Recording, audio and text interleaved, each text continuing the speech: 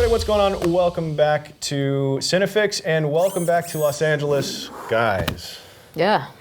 It's so much nicer in here than it was outside of the condo. As much as I loved having the opportunity to go to Sundance, especially with my work pals, Yeah. I am so happy to be back home. I'm just very happy to not be wearing all of my clothes at the same time to stay warm. But as promised in our Sundance reports, we are here to give a little bit of a deeper dive into our top 10 movies of Sundance. Top 10. Top 10. Take that, BuzzFeed. Okay, so starting with number 10, Brigsby Bear. Loved it. I really enjoyed this movie. You didn't get a chance to see it. I didn't see it. That's the thing about, we'll talk about these, and like one of us saw them, two of us saw them. Yeah. All three of us There's saw no movie none where of all these, three of us saw. Yeah, Not we a one. didn't. We kind of took the shotgun approach to see as many as we possibly could. Yeah.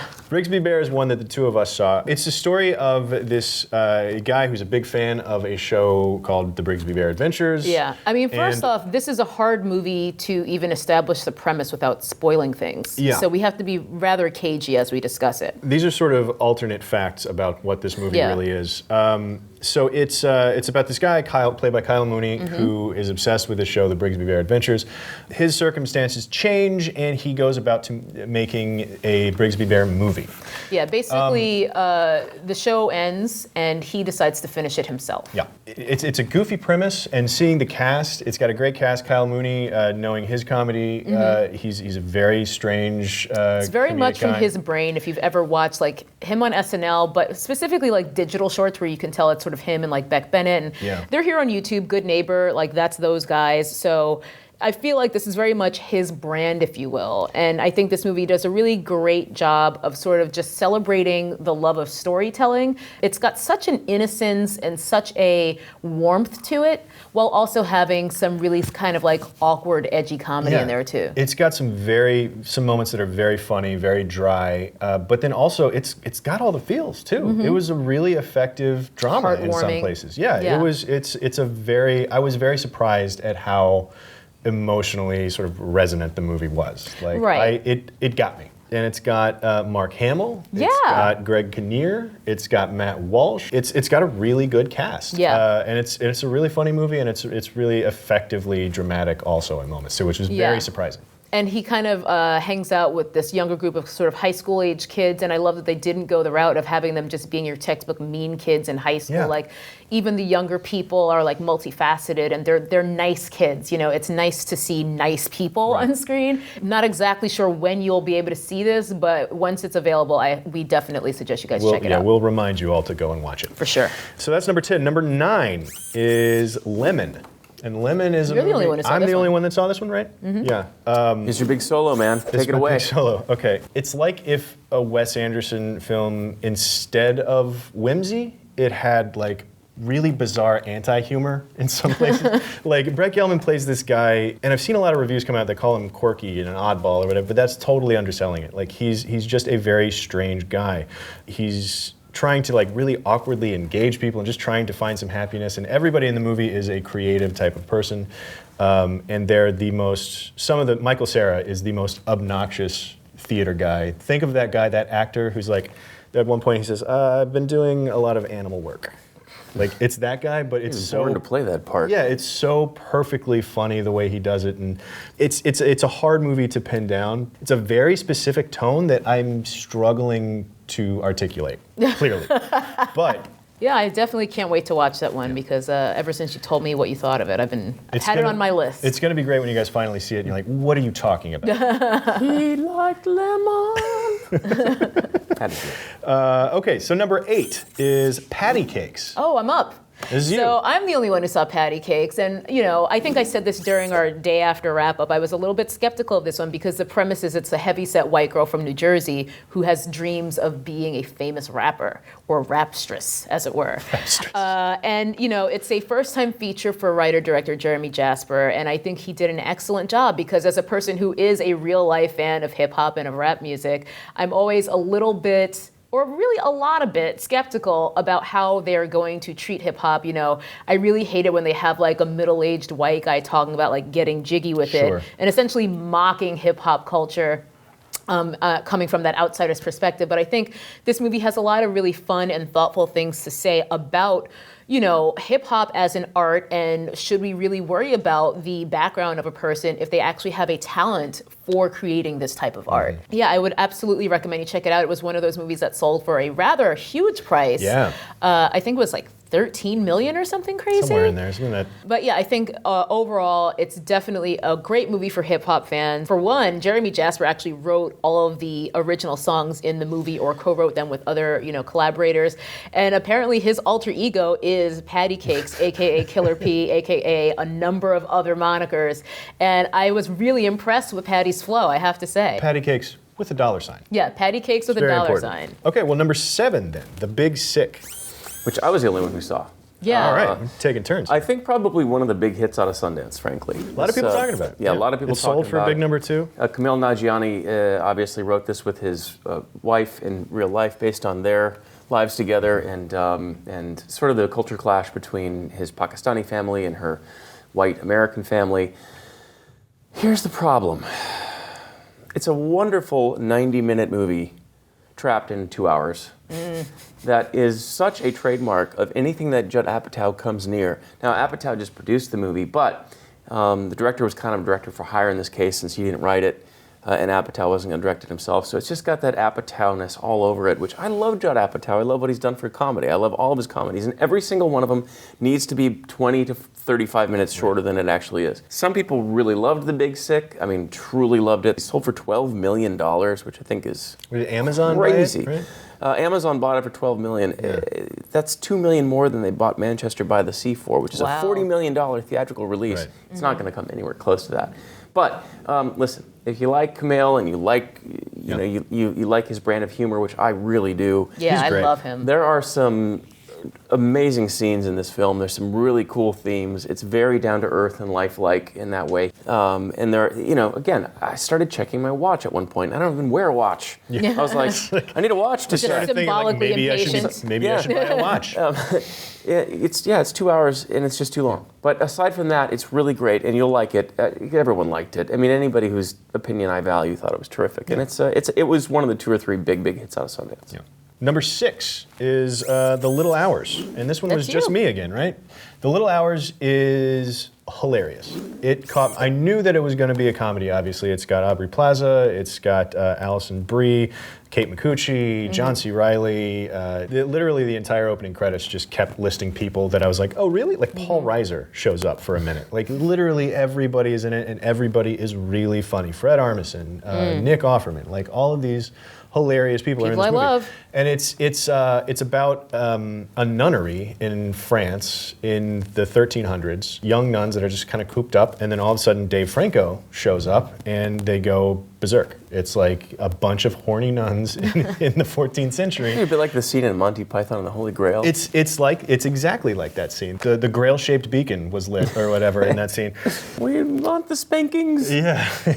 And it's just really funny because it's so clearly set in that time, but it's dealt with such a modern sensibility that it's so anachronistic that it really, really works. And it caught me way off guard. Like I knew it was going to be a comedy, but the way that they handled modern sensibility in the 14th century was just so funny. Like they leaned all the way into it. Fred Armisen, the scene where Fred Armisen shows up, like he shows up and a gate opens, he goes, "Hey!" And it is so funny. It's just Fred Armisen sitting there and set in the 14th century, and they did it exactly right. I'm glad that it turned out so well, because I was interested, but I'm glad that it overcame the Dave Franco, Aubrey Plaza double whammy. That's number 6. Number 5 is Band-Aid. Band-Aid, that's me again. Speaking of Fred Armisen is probably one of the top 3 characters in this movie. The first 2 lead characters being Zoe Lister-Jones and Adam Pally. They play a married couple who is fighting constantly, and they decide to work through their fights by writing songs every time they start to fight. And they create a band, hence Band-Aid. Band-Aid for their marriage. Exactly. I get it. I'm still, I don't. Well, Band-Aid is like a quick fix. It's like they're a band, and is it like the benefit for? Sorry. I really enjoyed this movie. You know, I feel like it was a little bit polarizing at the festival. I talked to a couple other people who were just like, you liked that one? And I really did. I think that Pally and Lister Jones had amazing chemistry together. I totally bought them as a couple on the rocks who still love each other very much. Fred Armisen is hilarious, as he always is. He is delightfully weird, and there is a sort of new weirdness to his character in this movie that I don't want to say because I don't want to spoil it. I love the concept. Perhaps it's because I am a creative professional living in Los Angeles, so like I will buy into this kind of premise. It might seem a little bit self-indulgent to someone who has a real job. I don't know. But I really enjoyed it. I love the songs even in it, and I think that it was really just a refreshing movie, like comedy with some really good dramatic moments in there. And as well, Zoe Lister-Jones hired an entirely female crew for this movie, so I just love that. You know, while it isn't kind of saying men suck at everything, it was really just more giving women an opportunity to do jobs that they don't often get to do, like gaff, run camera, things like that. That's a good behind-the-scenes reason to like the movie. Exactly. Yeah. I mean, that's just another reason to support it. So I really enjoyed Band-Aid. And Zoe Lister-Jones was the writer, director, and star of it. So she did a lot of heavy lifting on this one. A lot of hats. Yeah, many hats. A lot of hats. Cool. Yeah, no, that's another one. It's funny, these movies that only one of us got to see, like, we come back and it's like, oh, guys, it was great. And it's like, I'm gonna have to wait like 18 months to see this now. And like it's like I'm there watching you enjoy this movie, and I tried to go see it, and I couldn't work it into my schedule. Exactly. So anyway, You're never gonna see them all, and you're always gonna miss a big one. Yep. Number 4 is A Ghost Story. Now, this one you and I both saw. Yes, we did. I was there for the I guess the premiere.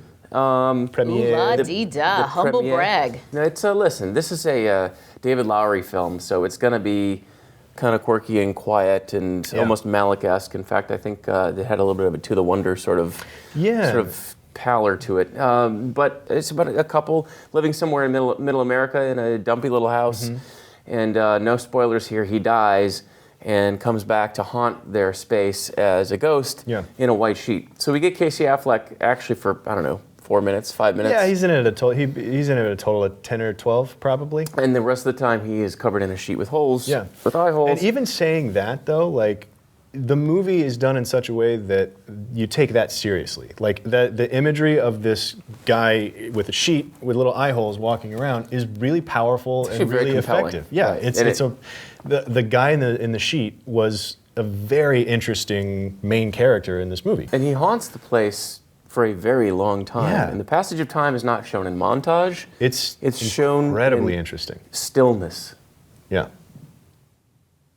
There are these super long periods of just quiet stillness, which makes it sort of uncomfortable, but also I think sets the tone really well. And there's these moments where like we'll be watching the ghost and something will get his attention and he'll turn to look at it. And then when he turns back, the house is completely changed. God knows how much time has passed, and it's very unsettling. Yeah. And a lot of time passes in this movie, and the way that they deal with it is fascinating. It is fascinating. It sets up its own conventions. There are rules to the way that ghosts work and don't work that become apparent over time, and then it messes with them. Yeah. It really, so the movie sort of folds over on itself in a way that you're like, oh, I did not see that coming. It's a very arty movie, and it's not going to be for everyone. I think that the imagery and the title and the stars are going to draw some people in who are like, what in the hell am I watching? It's a very cool movie that some people will think that it's trying too hard to be cool. But I loved it. And in thinking about all the movies that I saw, that in terms of like what movie I'm looking forward to seeing again the most, A Ghost Story is at the top of my list. I like it a lot more now than I did when I was sitting through it, which I know sounds weird, but that's exactly the experience that I had. It's a slow burn of a movie, for sure. Sometimes you got to sit with it. You just got to let it stew. Yeah. So anyway, we got that at number 4. Number 3 is Ingrid Goes West. Now you were really passionate about this. This is my big solo. Not everyone's gonna love this one either, but this is Aubrey Plaza again. Sorry, but this is kind of a perfect role for her. She plays a mentally unhinged person who easily obsesses with other people, and then leverages her wit and wiles and all the digital clues that we leave in our lives to stalk people. So she's an incredible stalker. She's really good at it. And part of the fun of the movie is top-notch stalker. Right. Her life sort of falls apart in the Midwest. She discovers this person, played by Elizabeth Olsen, who's a bit of an Instagram star living in Los Angeles. And Elizabeth Olsen makes the mistake of replying to one of her comments on her Insta, so she immediately packs up her things and heads out to California to stalk Elizabeth Olsen and her husband. She's got a bit of Veronica Mars in her in the way that she figures out how she's going to get herself into these people's lives, and then does. That's fascinating by itself, and then things start to go haywire. As more people start getting added to the mix, the lie unravels, and it's really brisk, it's really lean, it's really believable. Despite being a wild story, it's totally plausible. Actually, it kind of reminds me a lot of Hell or High Water in the way that it's like a lean, brisk movie that just goes bam, bam, bam, bam, bam, and then you're at the end and you're like, wow, that was fun and it worked out. And the conclusion you do not see coming is actually kind of satisfying and super dark. It's a really well-made movie. First time writer-director of a feature, and I can't wait to see what this guy can do with a little bit of juice and a little bit of budget, because this thing really worked. So that's number 3. Number 2, and T, this is on you again. Wind River. Wind River. I loved it. It was my favorite. I was bummed that I missed. It was there my wasn't even a favorite movie of the screening while festival. I was in town. Like I didn't get there until Sunday. It played Saturday and I think Thursday, and I was there Sunday to Wednesday. Exactly. They basically like front and rear loaded it in terms of the dates of the festival, but that was partially why I wanted to get in there so soon. I wanted to make sure I did not miss Wind River, and I absolutely loved it. It is it's actually an actor turned writer, director, and Taylor Sheridan. He's written 3 of my 3 favorite movies of the past 3 years in Sicario, as he pronounces it, Hell or High Water, and now Wind River. Yeah. So he is just, for me at least, one of the most exciting filmmakers in the game currently. This one stars Jeremy Movie Ruiner, as you like to Jeremy call him. Ruiner. And you know what? I agree, but in this case, I feel like I was able to look past the asinine things he has said in the press over and over and over, and him just being a bit of a dick, but he's great in this movie. There's just such a quiet intensity to him in this role, a lot of pain in his performance, which is justified. If you watch the movie, you'll learn why. In this case, the story is about a girl whose body is found in the harsh Wyoming winter conditions. So Jeremy Renner is this sort of like wilderness ranger type. Fish and game guy or something. Exactly. Yeah. And the FBI agent who is brought in, Elizabeth Olsen again, she's brought in to find this girl's killer, and she enlists him to help her, even though he's not even a lawman. And it's just such a simple story, even simpler than Hell or High Water, but just very well told, very well acted. I wouldn't say that I love this quite as much as Hell or High Water. Hell or High Water for me is a 10, this one's a 9, but it was by far my favorite movie that I saw at Sundance, and really a great way to kind of start my Sundance movie round. And it's one that'll be out sooner rather than later too. I think so. Taylor Sheridan, he's got, because it's got Renner and Olsen in it, and he's got professional momentum. Like I am excited to have another filmmaker who basically anything he does, I will go see at this point. You know, there's a handful of filmmakers emerging where it's making me excited about movies again, and Taylor Sheridan is one of them. He's got an Academy Award nomination now. That's right. Okay, and then the number 1. We've made it to the number 1 spot on our list, and I unfortunately don't get to talk about it because it's not one that I could squeeze in, but Mudbound. Bit of a consensus pick. I feel like neither of us was that passionate about it, but we both agree that it was such a quality film and has so many layers to it. Essentially, this is the story of the post-World War II South, where a white family and a black family are sort of working the same farm, and the sort of inevitable conflicts, but also sort of humanity that comes in between them as their war hero sons are both coming home, and they're sort of trying to reestablish their lives. Funnily enough, we both had the same experience. We didn't realize that Mary J. Blige is like one of the main characters. And you just don't recognize her because she's very stripped down and she's very good and very subtle.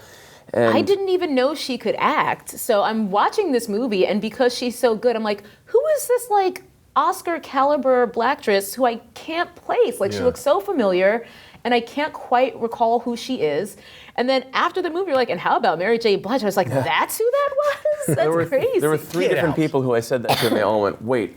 That was Mary J. Blige? They did the squeaky eyes thing. Yeah. Well, I went and and then. But she was just one of many of performances that were amazing. Because for me, where the movie has a few issues is in the pacing and structure and things like that, the actual filmmaking. But where it is flawless for me is in the performances. Because not only Mary J. Blige, but Jason Mitchell, who played Eazy-E in Straight Outta Compton. So good. He's amazing. There's like one particular scene in it where I'm like, that's the Oscar nomination, like if it ever gets that, depending on when they release it, because we all know that always plays a factor. And Garrett Hedlund as well is fantastic in this movie. Really just heartbreaking characters to watch because you see how much pain they're going through after returning home from this war and dealing with the things that traumatize them in World War II as well as their own dramas at home. Again, we're kind of, the flaws in it are sort of structural. It almost kind of doesn't earn that ending quite. Like I wish they would have built up to it a little bit more. And then it has a grace note at the end that I did not see coming. So there's a lot of surprises in it, and it's a little bit gawky. It's like a bit of a toddler sort of stumbling around, but doing this wonderful dance. And it's worth it just for the performances alone. They're tremendous, and it's a gorgeous movie. Yeah. And again, that's the other thing about Sundance movies is these are movies that were produced and obviously completed, and then they get sold to distributors, and then the distributors will get a crack at re-editing. So it's like some of the little flaws and everything are very forgivable in Sundance movies because you know there's a real shot they'll get ironed out. There's also, and let's keep in mind, Sundance, for all of its magic, and a lot of wonderful movies have come out of it, is still a festival of movies that the studios refused to make. Exactly. It is essentially the Isle of Misfit Toys of filmmaking, and so you get this incredible range of things, but you also get movies that are wonderful in a lot of ways, and in a lot of ways just need some work. Yeah. I mean, I saw some real dumpster fires too. Honestly, the list of bad movies is longer than the list of good movies for me. Like there. What was your least favorite? Ooh, goodness. Shifting let's gears. throw out a on least the spot. favorite right here, because I got one. Least favorite, well, here's the deal. I would say based on premise versus execution, I would have to say Colossal. The biggest Colossal disappointment failure. For sure. Yeah, because I was so teed up for this movie, very excited. I thought it was a really cool concept and idea. It's about this woman played by Anne Hathaway who is basically a drunk. And she discovers that she somehow has this ability to control a kaiju that is wreaking havoc on Seoul, South Korea. An alcoholic learning that she can literally control every movement that she makes, the kaiju makes, is so bonkers and so much fun. Yeah. But then it moves into this much darker place about manipulative relationships and Abusive relationships. Yeah, and so the reality half of the metaphor is so dark and weighty that the goofy kaiju half of the metaphor is too silly and almost offensive that they're making it based on the subject matter that they're talking about. Right. So it really didn't add up for me at all. But that was, in terms of most disappointing movies, that one's at the top. What about you? What was your least favorite? I just couldn't stand even a minute of Landline, which is the follow-up to Obvious Child, also starring Jenny Slate, same writer-director. Obvious Child was such a lovely little slice of life, and it was complicated, and it seemed very real. And Landline attempted to do that, but again, I just go back to the unlikable thing. People don't always have to be likable. You at least have to feel like there's something redeeming about them. And Or like they have a shot at happiness or redemption or something. I'm totally fine with an anti-hero, but someone who's just a jerk ass, I don't want to watch a movie about you. Yeah, you've got Jenny Slate playing this woman who's probably pushing 30 who is engaged to Jay Duplass. He's just such a whiny little baby half the time and just so milquetoasty, and she winds up cheating on him. Then they find out that their dad has been cheating on mom, and then you find out that the sister has been doing drugs, and then you find out that it's just like this ball of yuckiness that just keeps getting bigger and bigger. And by the end, you're like, just get these people out of my face. They're all terrible. I want this out of my life. This is another one that had a lot of good buzz coming into Sundance. It did because of Obvious Child. And I think what happened was, I just wish that the filmmaker had just taken a minute longer to I feel like because Obvious Child was such a mini hit that she felt like she had to turn something around really quickly, and this just felt very rushed and like sophomore slump. Maybe. Well, look, that was a lot of Sundance movies that we saw this week. There's a whole bunch that we didn't even talk about. There's a ton. Yeah. Call Me by Your Name. We just didn't see it. We just didn't have. We couldn't see it. It was a consensus, I think, best movie, and it was the one that probably has the best shot at awards glory. But we didn't see it, so there you go. That's just what happened. Blew it. And I saw something like 12 movies in 5 days, and I still just couldn't get to that one. So there's tons of movies that we didn't get a chance to see. There will be an article that covers some more of the movies that we saw on Mashable, so make sure to check that out as well. Some dank takes in there. Dank takes, nothing but dank takes. The dankest of takes. That is it from Sundance for us. Thanks for watching all of our Sundance coverage. Let us know what you thought about it in the comments down below. Which of these movies are you most excited to see? Let us know. Click like and subscribe. Stick around CineFix, and we'll see you next time. Dank on. Thank you. Thank you very much. Right? I'll show myself out.